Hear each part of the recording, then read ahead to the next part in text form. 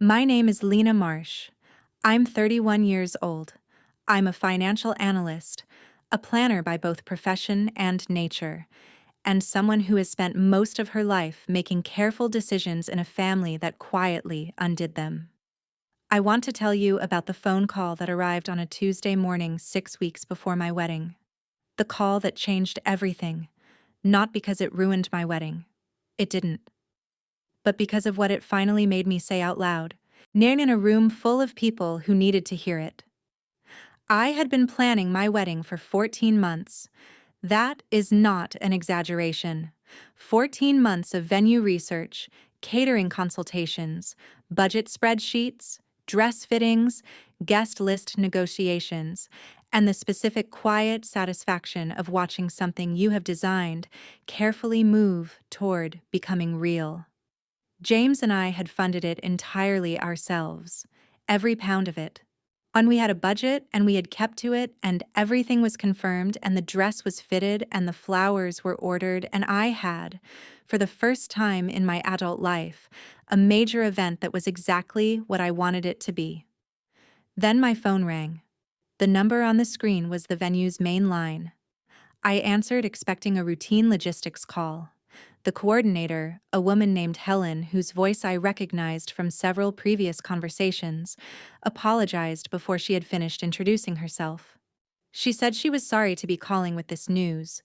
She said the booking for our date had been canceled. I said there must be a mistake. She said there was no mistake. The cancellation had been made 2 weeks ago by a contact listed on the booking. The name she read back to me was my mother's. I stood in my kitchen, and the sound of the morning, the street noise outside, the quiet hum of the refrigerator, all went very distant. The deposit was £4,000, non-refundable under the cancellation terms I had signed. The venue was now committed to another event on our date. Helen said she was genuinely sorry. She said she had assumed the call was authorized. I thanked her. I ended the call. I put my phone on the counter and I stood in the kitchen for a long moment. James was at work. The wedding was in 6 weeks. The venue was gone. The £4,000 was gone. And my mother had not said a single word to me. I called her immediately. She answered on the third ring warmly, in the voice she used when she was in a good mood and expected a pleasant conversation. Mom. My voice was very level. Did you call the venue? A pause. One beat too long, then. I was trying to help. I found somewhere better. You'll see. I felt something go cold in my chest. Not hot. Cold. The specific temperature of a thing you half knew for a long time but had never let yourself look at directly. Which venue? I asked. She named it. I recognized it immediately. It was the venue Sophie had fallen in love with when we had all gone to look at options 8 months ago. The one with the more elaborate styling and the higher price point, and the layout that was wrong for the day James and I had imagined.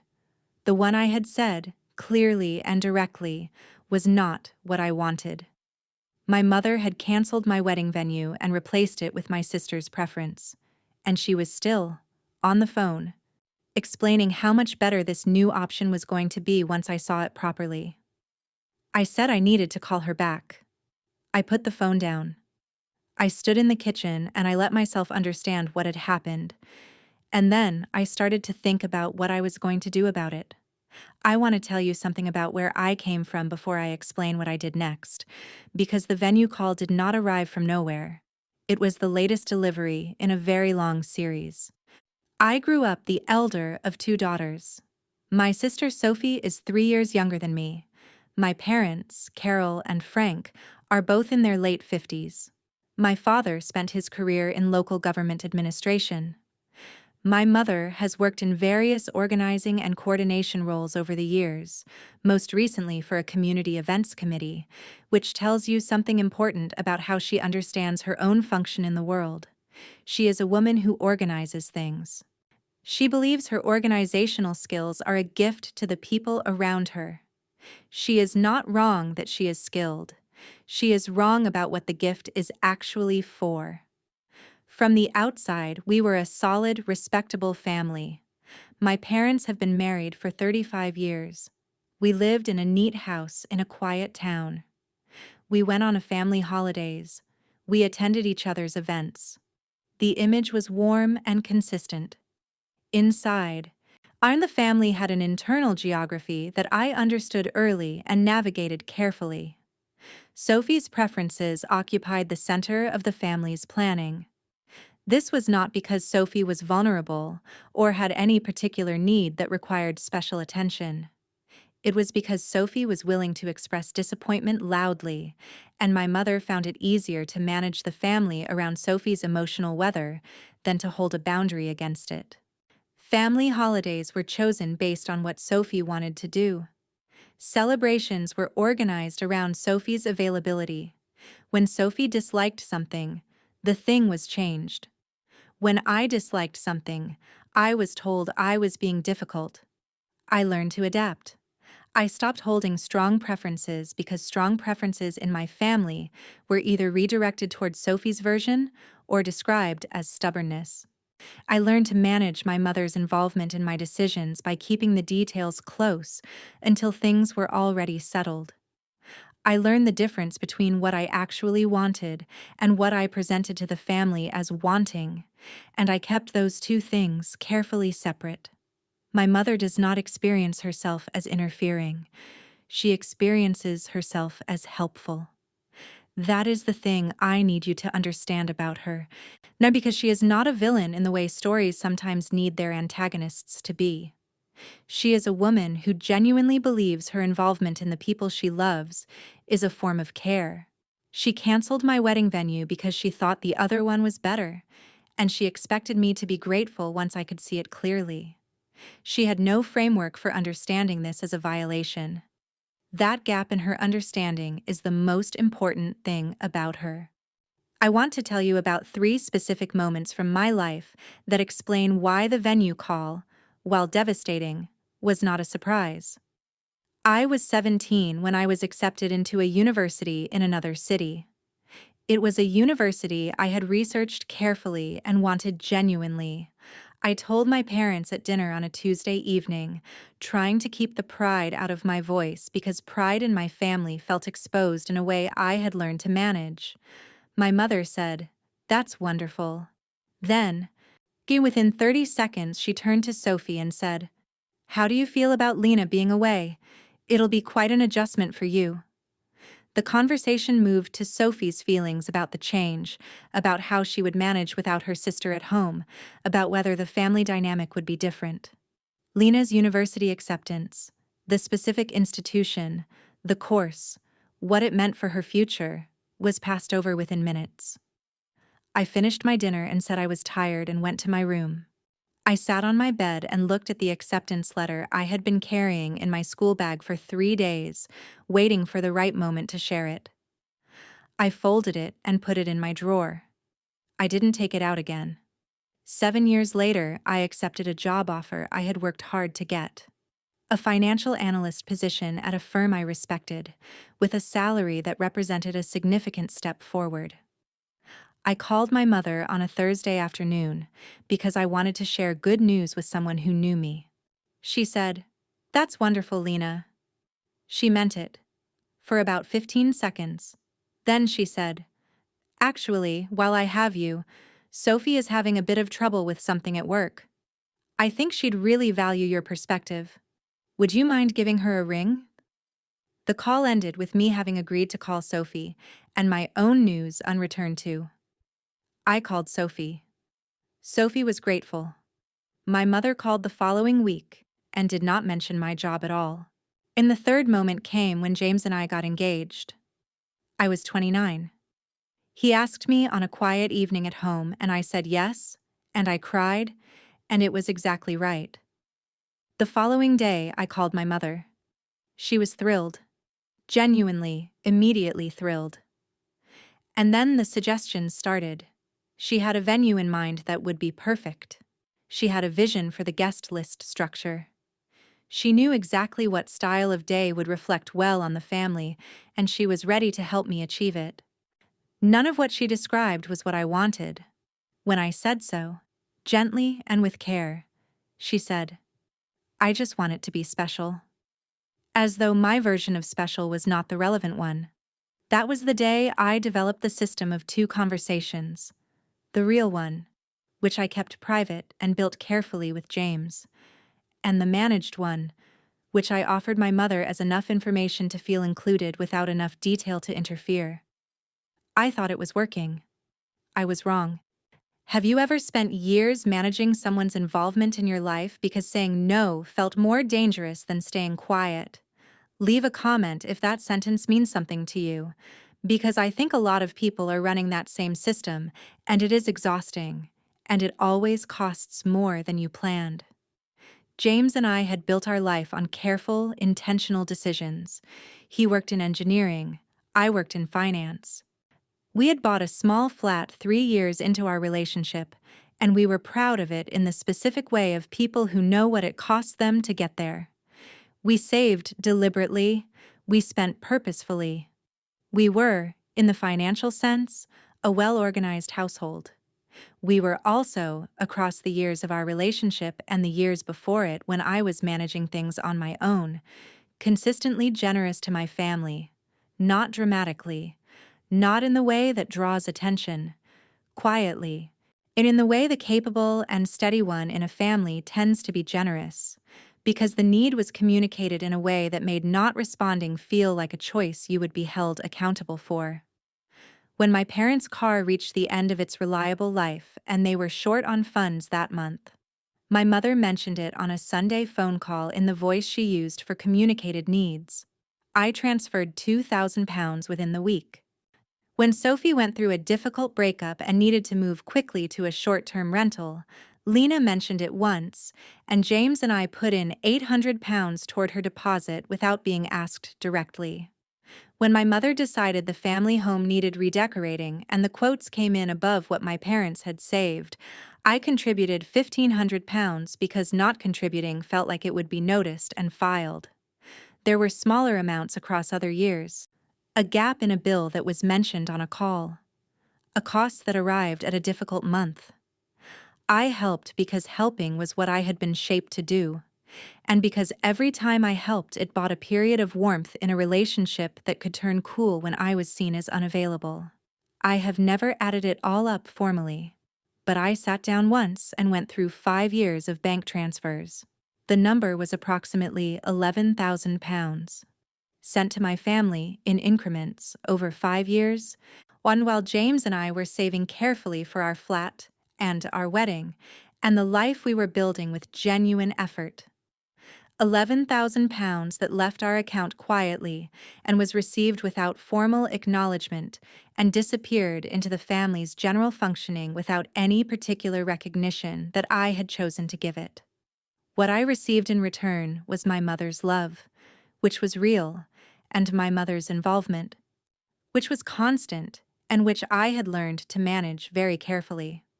The wedding planning was the highest stakes version of that management I had ever attempted. I gave my mother enough to feel included. I showed her the general style I was thinking about. I discussed the guest list at a broad level. I let her come to one dress appointment, but I kept the specifics close. The venue was confirmed before I mentioned it to her in passing, not because I knew that mentioning it before it was final would open it to negotiation. That was when I made the mistake. The venue coordinator suggested I list a secondary contact, someone who could manage logistics if I was unavailable for a delivery or a question. I listed my mother. She had offered to help with logistics early in the planning process, and I had deflected most of it. But listing her as a secondary contact felt like a small, harmless act of inclusion. She would be able to answer a delivery question. She would not have authority over the booking itself. I was wrong about the last part. The timeline of what my mother did was not chaotic. When I pieced it together in the days after the venue call, it was actually quite deliberate. She had been unhappy with my venue choice since I mentioned it. She had said so twice, mildly, in ways I had managed past. But she had not let it go. She had been holding it. 3 weeks before the cancellation, She visited the alternative venue, the one Sophie had loved when we all went looking 8 months earlier. She did not tell me she was visiting it. Sophie went with her. They looked at the space together, discussed the pricing, checked the availability for my wedding date. They did not call me. My mother left that visit having decided clearly and privately that this was where the wedding should be. Then she called my venue. She gave her name as secondary contact. She said there had been a change of plans. She canceled the booking in full. She had not told me. She had not asked James. She had not consulted anyone whose opinion was actually relevant. She had looked at my wedding, decided her version was better, and acted on that decision the way she had always acted on decisions that affected me, assuming her judgment superseded mine, and expecting that I would come around once the thing was done. The alternative venue was £3,000 more expensive than ours. When I pressed her on this, on the day after the venue call when I had the full picture, she said she had assumed James and I would cover the difference once we saw how much better the new venue was. She said this without embarrassment. She said it the way you say something obvious, as though the £4,000 in lost deposit, the 6 weeks of planning pressure, the replacement of my choice with her preference, due was simply the cost of an upgrade she had selected on my behalf. James came home from work that evening to find me at the kitchen table with my laptop and my phone, and a look on my face that he had not seen before. I told him everything. He sat down across from me. He did not raise his voice. He is not a man who raises his voice. But the silence after I finished was the silence of someone managing something very significant in a very controlled way. He said, "What do you want to do?" That question. It was exactly the right question. I told him I wanted to find a new venue and I wanted to do it without asking my mother for anything, including her approval. And I wanted to say clearly, in front of the people who had always described her as a wonderfully supportive parent, what she had actually done. He said, "Then let's do that." I am not someone who acts from raw emotion. It is not my temperament, and it is not, in this situation, what the moment required. I am a financial analyst. When I need to understand something completely, I gather information. I contacted the venue and requested written documentation of the cancellation, a formal confirmation of the date, the name provided by the caller, the phone number the call was made from, and the specific reason given. The venue provided all of this within 24 hours. My mother's name was on the record. The phone number matched her home landline. The reason given was a change of plans. I then went through my own message history from the planning period. I looked specifically at the conversations with my mother about the wedding. What I found was something I had not consciously noticed before. Several of the messages I had sent, including the one where I had explicitly told her that the venue was confirmed and was my final choice, had been responded to by my mother. But not to that part. She had replied to other elements of the same messages and had never once acknowledged the venue confirmation. She had seen it. She had chosen not to engage with it, because she had already decided it was not going to be the final choice. I called Sophie. I kept my voice even and my questions simple. I asked if she had known what our mother was planning. Sophie was quiet for a moment that was 1 beat longer than it should have been. Then she said she had gone to look at the other venue with their mother but had assumed their mother was going to talk to me about it first. She said she thought it was just a visit. She said she was sorry. That call was harder than the one with my mother. Because Sophie's involvement, however passive, meant that 2 people had stood in a venue that was supposed to be my wedding venue's replacement and had not thought to tell me. I sat with that for a day before I knew what I felt about it. Then I made 3 decisions that I wrote down in my planning notebook, the same one I had been using for 14 months, because writing decisions down makes them real, and real decisions are harder to back away from. First, I would not use the alternative venue, not under any circumstances. Second, I would find a new venue on our original budget, and I would organize it without any family involvement. Third, I would speak. I'd in front of the people who had always believed my mother's self-presentation as a wonderfully helpful parent about what had actually happened. Priya and I had been friends since our first year at university. She was 32, a secondary school teacher with the particular directness of someone who spent their professional days being honest with people who needed to hear things. She had watched me manage my family for a decade. She had pointed out the pattern several times over the years, always gently, never pushing me to act before I was ready. She had a way of saying things once and then waiting, which I had always respected. I called her the evening after I had gathered everything and made my 3 decisions. She listened to the full account without interrupting, which took 18 minutes. When I finished, she said, "What do you want to happen?" I told her. I said I wanted my mother to understand, fully, and without the protection of the family's comfortable image, what her actions had cost. Not financially, though the financial cost was real. I meant in terms of trust, in terms of whose event this was, in terms of the 31 years of my choices being treated as starting points for someone else's revision. Priya did not tell me I was right or validate my anger. She helped me think. That is what she always did, and it was more useful than comfort. She also made a phone call. She had a contact through her family who managed event bookings at a hotel 30 minutes from the original venue. A cancellation had recently freed up a date. It was our date. The ballroom was smaller than our original venue, and it was styled differently, and it was within our original budget. Priya sent me the photographs. I looked at them once. I called James. He said yes. We had a venue. In 48 hours. Exactly what we wanted. Within our budget. Not a compromise. Our choice. Priya also pointed out, practically and without drama, that there was a pre-wedding family dinner scheduled at my parents' home in 3 weeks. My parents had organized it to celebrate the upcoming marriage. 18 people would be there. Grandparents, aunts and uncles, close friends of the family, and several people who had known my mother for 20 or 30 years, and who spoke about her consistently as a devoted, wonderful parent. People who would attend my wedding with the belief that my mother had been a supportive, helpful presence in the planning. Priya said, "That room is the right room." She said it simply, not as an instruction, as an observation. I thought about it for 2 days. Then I agreed. The family dinner was on a Saturday evening in April. My parents' dining room held 18 people comfortably.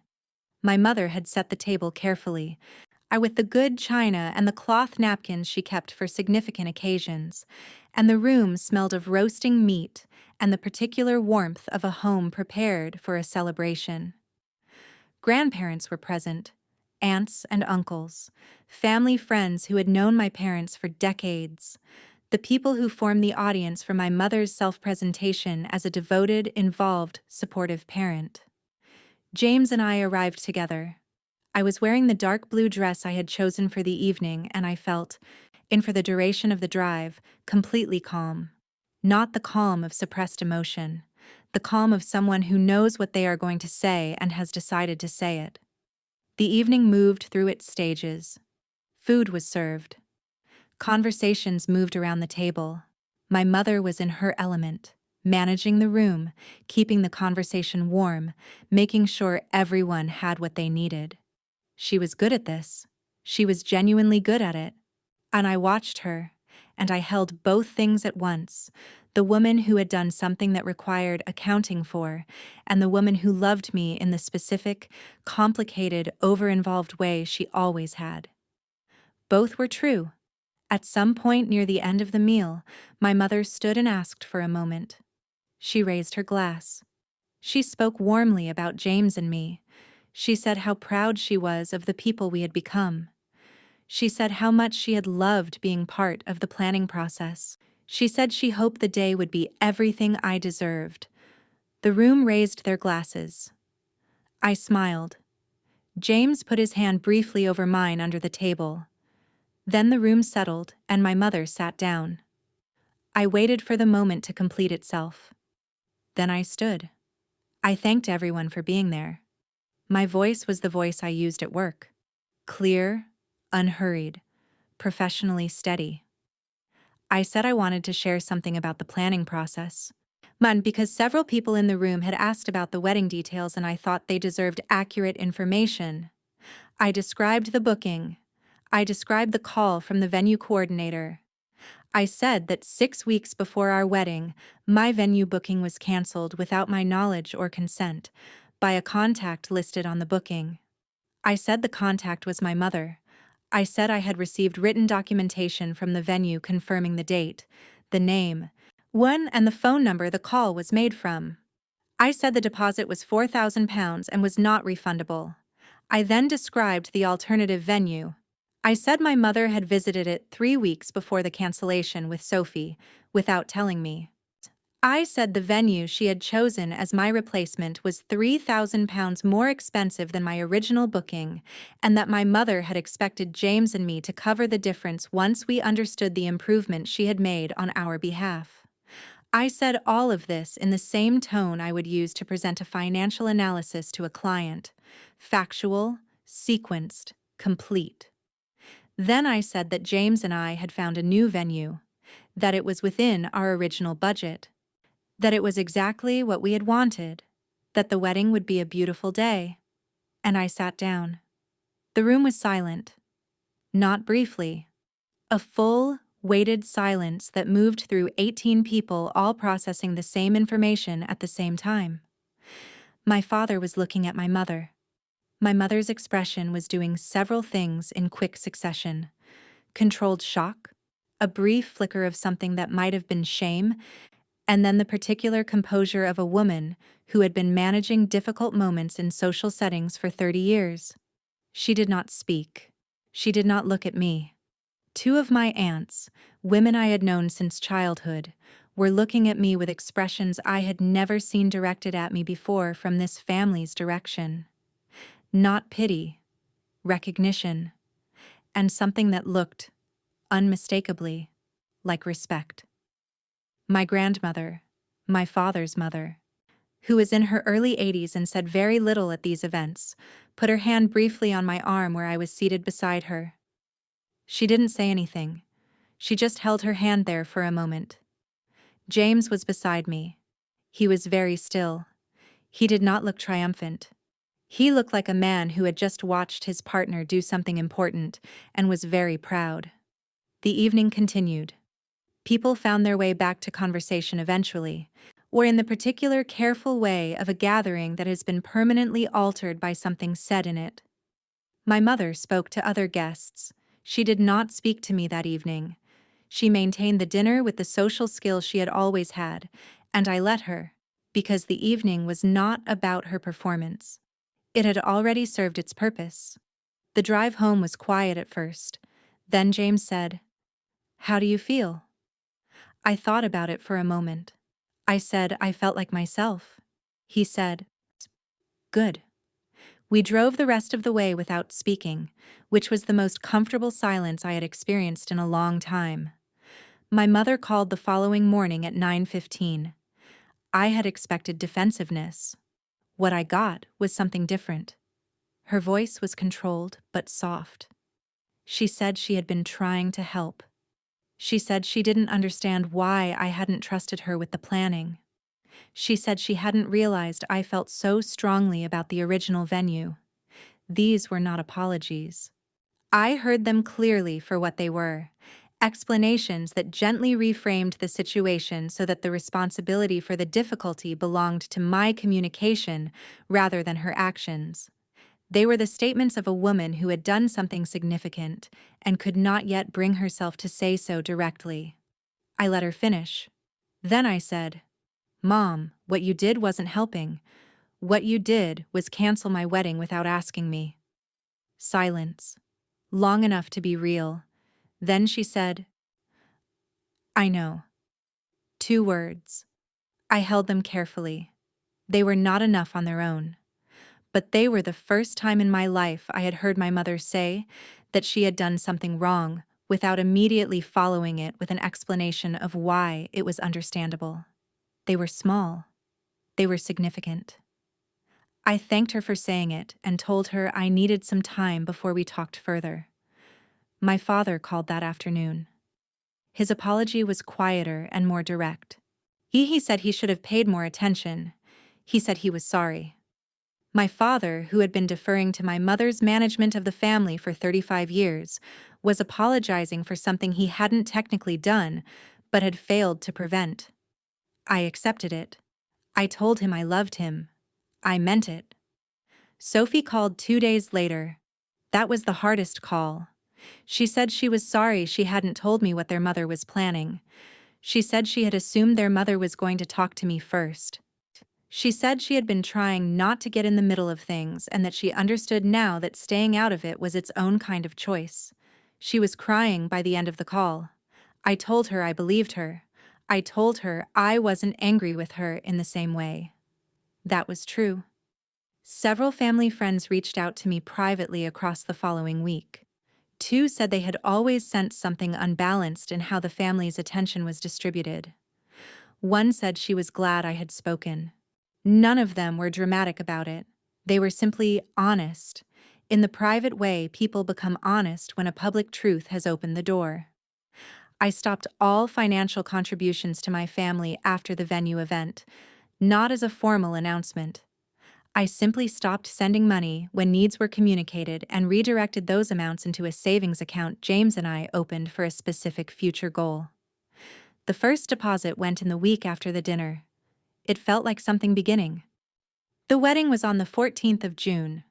The hotel ballroom was warm in the early evening light, and the flowers were exactly what I had chosen, and the food was exactly what James and I had spent 3 months selecting. And every person in that room was there because we had chosen them specifically, not because they were on anyone else's list. I want to tell you something about how it felt to stand at the front of that room with James and look out at the people present. It was the first major event in my life that was not shaped, even slightly, by my mother's preferences. Not one detail had been arrived at through negotiation or management or the careful diplomacy of a person who had learned to present her choices in ways that minimized interference. Everything in that room was ours, chosen freely, funded by us alone, organized without obligation. That feeling is difficult to describe to someone who hasn't spent years managing the distance between what they want and what they're permitted to want. But if you have, you understand it. Leave a comment if you know what I mean, because I think you do. I want to tell you about the £11,000 now. Not because the money is the most important part, but because it represents something I needed to see clearly. I gave that money across 5 years from a genuinely loving place. I am not revising that. When my parents needed help with the car, I gave because I loved them and because I could. When Sophie needed the deposit, I gave because I wanted to help, and because James agreed, and because it was the right thing to do in that moment. The love behind those decisions was real, but I gave inside a system that read generosity as agreement. That interpreted my financial availability as permission to assume my other resources, my time, my preferences, my choices, were equally available for redirection. My mother's cancellation of the venue was not, in her mind, a different category of action from any of the other ways she had always organized the family around her vision of what things should be. To her, it was the same helpful impulse. She was right about that. And that is exactly what it cost me so long to see. My relationship with my mother continues. It is different now. Not repaired in the sense of being returned to what it was, but honestly restructured in a way that is more sustainable than the previous version. She is more careful now about the line between what I have shared with her and what she is authorized to act on. She asks more than she assumes. Not always, but more. That is real change, even if it is incomplete change. We had a conversation about a month after the wedding that was the most honest one we have ever had. She said she had not understood until the dinner how consistently her involvement in my life had felt like interference rather than support. She said she had never meant it that way. I told her I believed her. I told her that intent and impact were different things and that understanding both was the only way to do better. She listened. I don't know how much of it settled, but I know she listened. If you are someone who has spent years adapting your choices to avoid someone else's override, I want to say something to you directly. The thing you are protecting, the peace, the warmth, the relationship, it has a cost. And that cost is paid quietly and continuously from the account of your own life, in the currency of your own preferences. At some point, it is worth calculating what you have spent and deciding what you are willing to spend going forward. On a Sunday afternoon in August, James and I sat on the sofa with the wedding photographs spread across the coffee table. And we had received them from the photographer the week before, and had been going through them slowly, in no particular order, the way you go through something you want to see properly. There was one photograph I kept returning to. It was taken from the back of the room, looking toward the front. James and I were standing together. The ballroom was behind us, full of light. The flowers were exactly right. The people visible in the frame were the people we had chosen. I looked at that photograph, and I thought about the 14 months of planning and the £4,000 and the phone call from the venue and the dinner and what I said and the silence after. I thought about all of it leading to this image. My mother thought she was improving my wedding. What she was actually doing was telling me, one more time, that my choices were negotiable. And the most important thing I did in my whole relationship with her was finally say that they were not.